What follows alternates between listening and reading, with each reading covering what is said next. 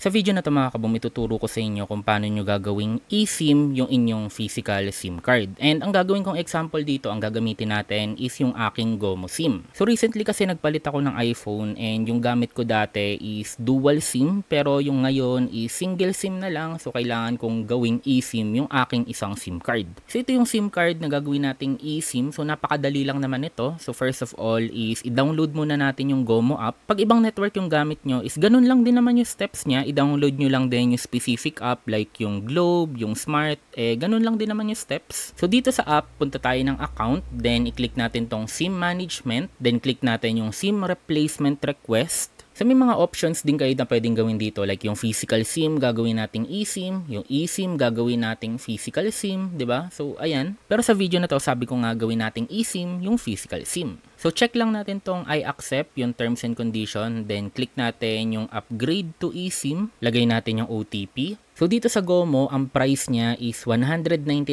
pesos para mag-upgrade tayo to eSIM. Pero sa ibang SIM card like sa Globe, alam ko 99 lang siya.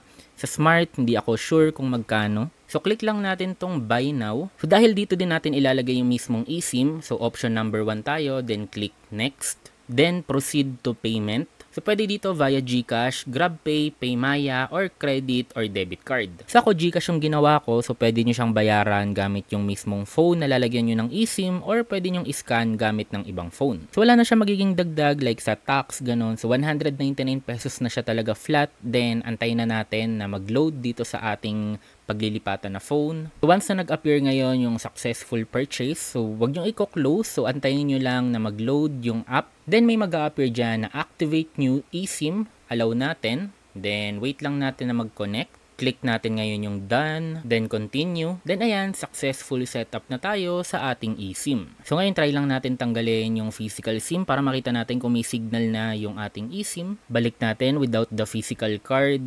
Then ayan, makikita nyo meron tayong signal. Nakaka-receive na din ng text and nakaka-receive ng calls. And gumagana rin yung data. Then kung dual SIM card kayo kagaya ko is pwede na nating i-transfer yung iba pa nating SIM card. So yun lang guys, ganun lang siya kasimple. Gumagana na yung ating token text and GOMO SIM dito sa ating iPhone 16 Pro Max even though isa lang yung physical SIM card slot niya. So yun lang guys, kung may natutunan kayo, don't forget to like, comment, and subscribe. Ingat kayo palagi at maraming salamat.